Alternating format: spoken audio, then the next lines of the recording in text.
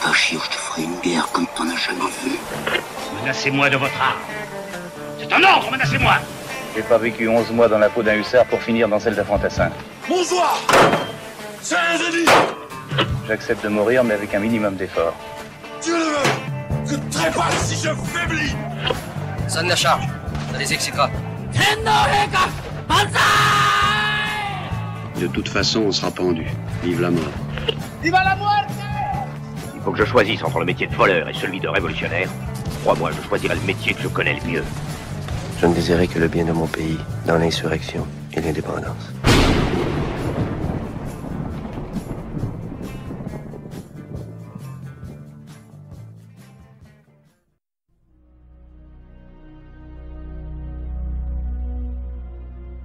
Chers auditeurs, bonjour et merci d'être à l'écoute pour ce second épisode de Camarades du front.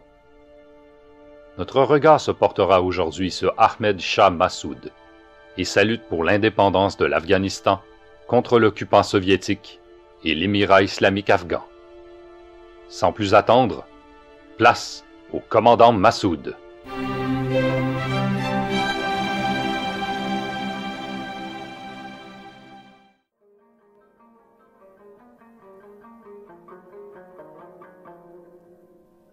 Quand l'on pense au Moyen-Orient et à l'Asie centrale, nous pensons toujours à l'islamisme radical, salafiste et fondamentaliste. Pourtant, il existe bien des luttes enracinées et identitaires s'éloignant d'un prosélytisme conquérant. Il suffit de mentionner tout dernièrement la lutte du peuple syrien contre l'État islamique, ce monstre créé par l'ingérence étrangère. Encore une fois, dans la série des héros du tercisme, ou les héros du nationalisme révolutionnaire, nous vous dresserons le portrait d'un homme courageux, un Afghan. Il s'agit du commandant Massoud, surnommé le Lion du Panjshir. Le commandant Massoud est né en Afghanistan en 1957, sous le nom d'Ahmed Shah, dans la région du Panjshir, qui signifie en langue farsi « les 5 lions ». Son père était colonel de l'armée royale afghane, ce qui amena la famille à Kaboul, la capitale de l'Afghanistan. C'est à Kaboul que Massoud étudiera au lycée français. Ainsi, il y apprendra la langue de Molière. Il poursuit ensuite ses études en ingénierie à l'université de Kaboul.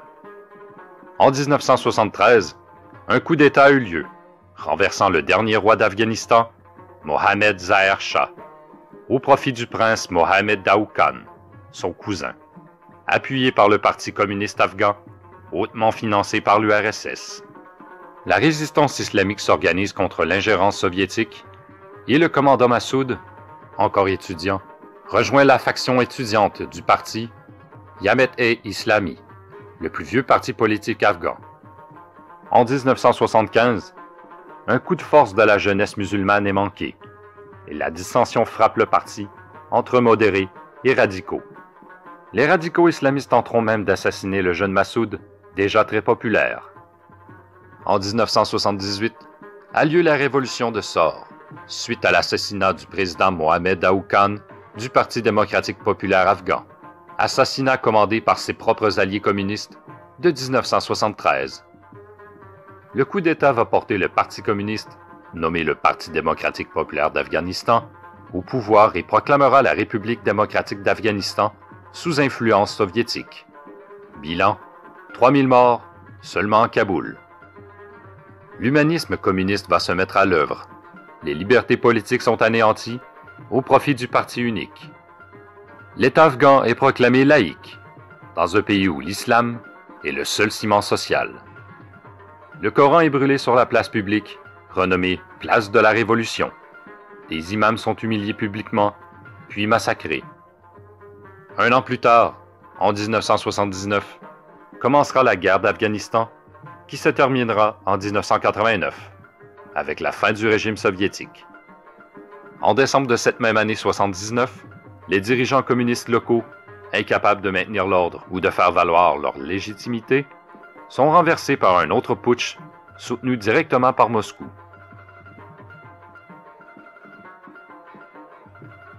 Pour punir les populations résistantes ou qui simplement refusent la légitimité du régime communiste, les autorités pro-soviètes vont pratiquer la terreur.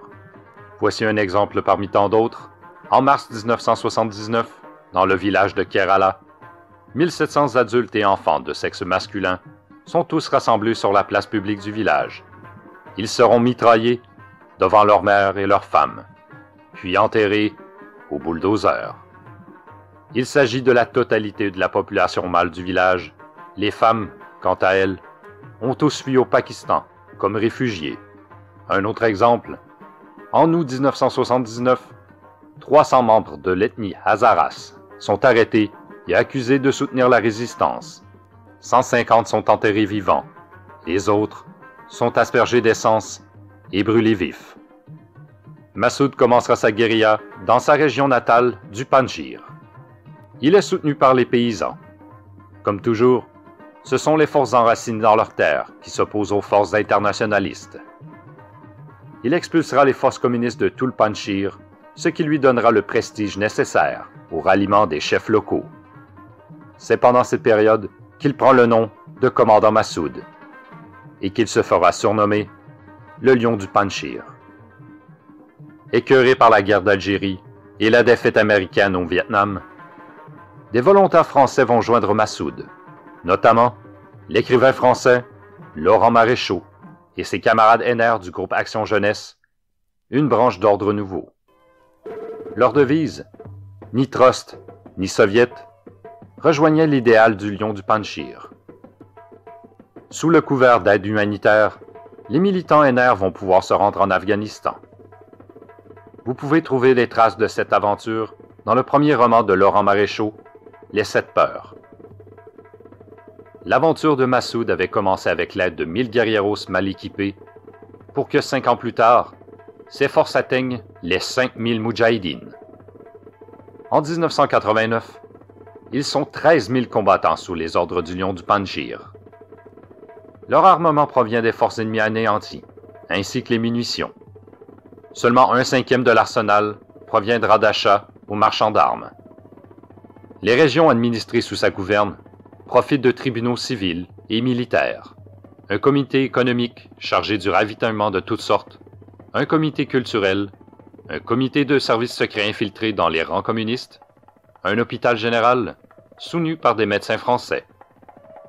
En termes d'éducation, Massoud, grand amateur de poésie persane, fait enseigner les contes et poèmes perses aux enfants. Une éducation enracinée dans la culture afghane, loin des dogmes djihadistes des résidents du Sud qui formeront les futurs talibans, ou encore des dogmes communistes provenant de Kaboul. Contrairement aux forces communistes afghanes, mal formées et conscrites par le manque de confiance de Moscou en elles, le commandant Massoud se charge lui-même de former ses troupes. Il les éduque en leur enseignant leur propre culture. Ces combattants ne peuvent combattre plus de 2 semaines sur le front de façon obligatoire. Les hommes sont libres de retourner à leur famille ensuite. Il faut faire attention. Il n'est aucunement question d'un avantage sur l'occupant.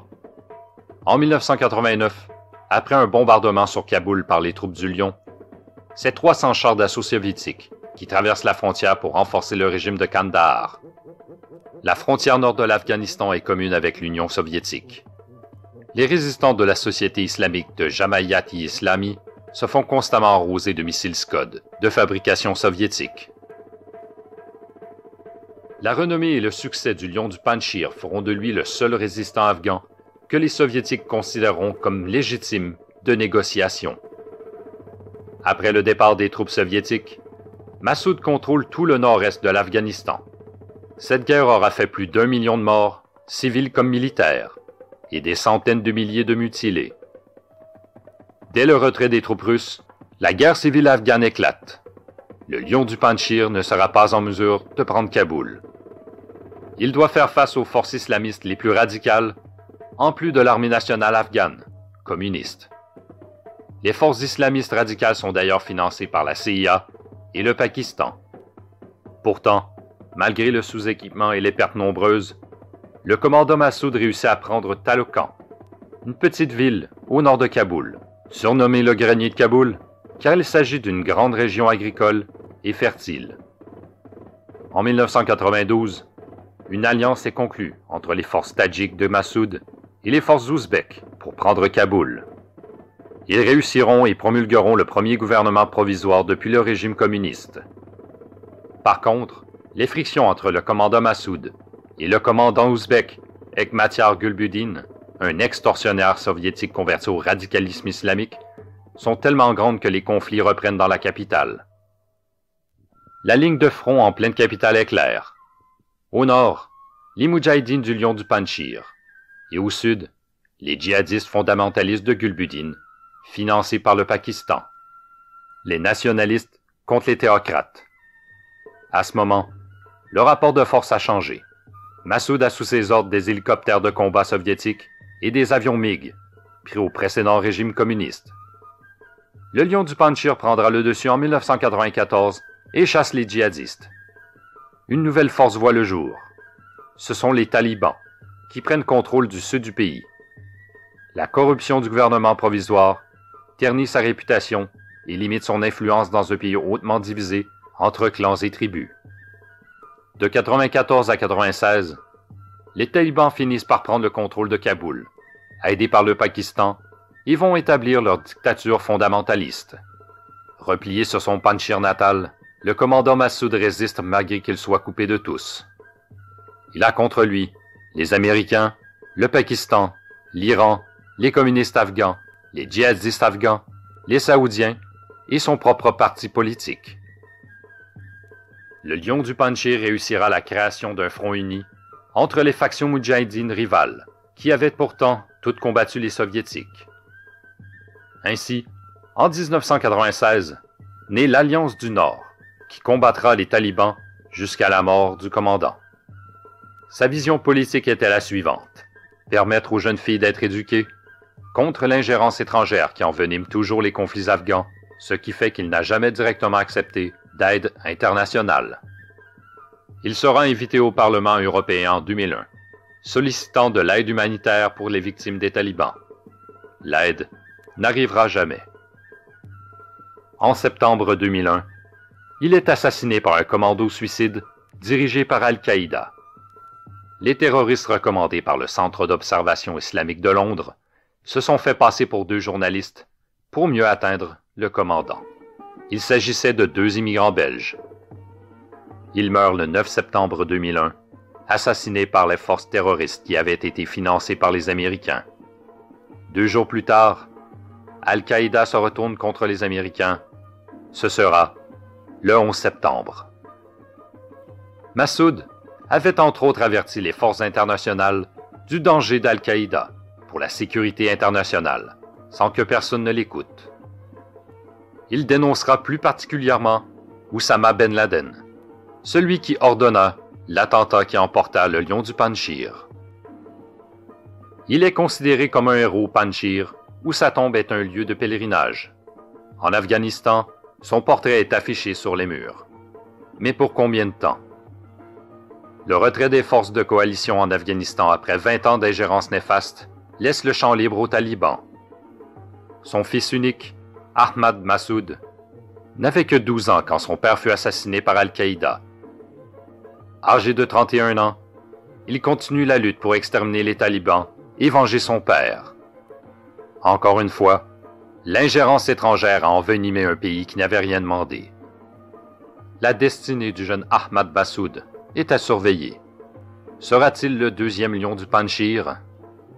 Voici ce qu'il déclara humblement à l'enterrement du lion. Je veux seulement suivre le même chemin que mon père et obtenir l'indépendance de mon pays.